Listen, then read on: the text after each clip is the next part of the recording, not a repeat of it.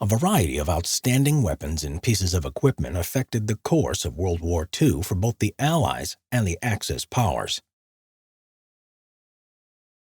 From the American arsenal came the Willys Jeep, the Sherman medium tank, the half-track, and the M1 Garand infantry rifle. Designed long before the war by John Garand, the semi-automatic gas-operated clip-fed M1 was the main infantry weapon of the US Army from 1941 to 1945.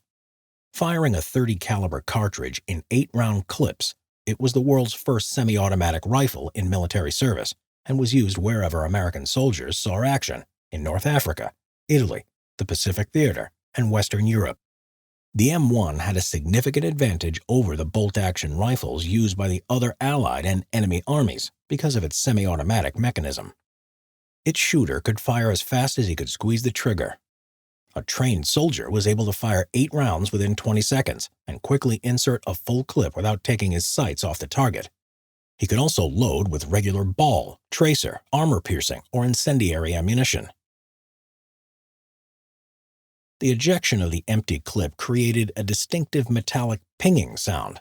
In World War II, it was rumored that German and Japanese infantry were making use of the noise during combat to alert them to an empty M1 rifle in order to catch American enemies with unloaded rifles. However, the claim regarding risks of a pinging empty clip is questionable.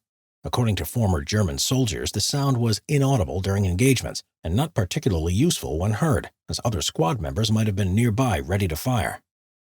Although it weighed a hefty 9.5 pounds, John Garand's rifle was easy to maintain and was deadly accurate to a range of about 500 meters. The rifle's accuracy and durability earned high praise from generals as well as riflemen. During the bitter struggle on Bataan in early 1942, General Douglas MacArthur reported on the M1 to the U.S. Ordnance Department. Under combat conditions, it operated with no mechanical defects, and when used in foxholes did not develop stoppages from dust or dirt. It has been in almost constant action for as much as a week without cleaning or lubrication. General George Patton reported to the Ordnance Department on January 26, 1945. In my opinion, the M1 rifle is the greatest battle implement ever devised.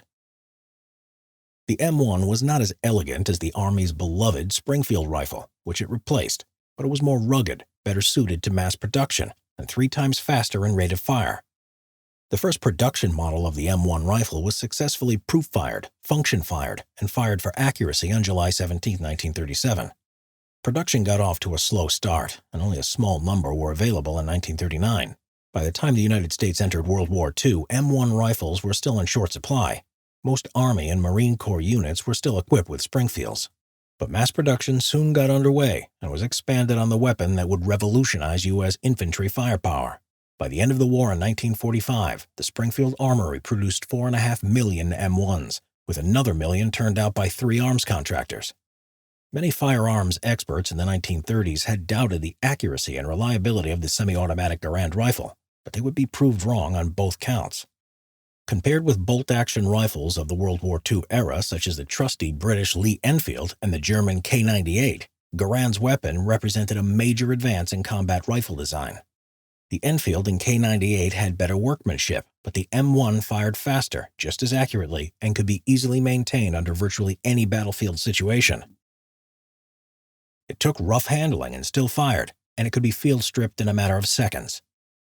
Contemporary semi-automatic rifles such as the German G43 and the Russian SVT-40 failed to measure up to the M1's toughness and ease of use.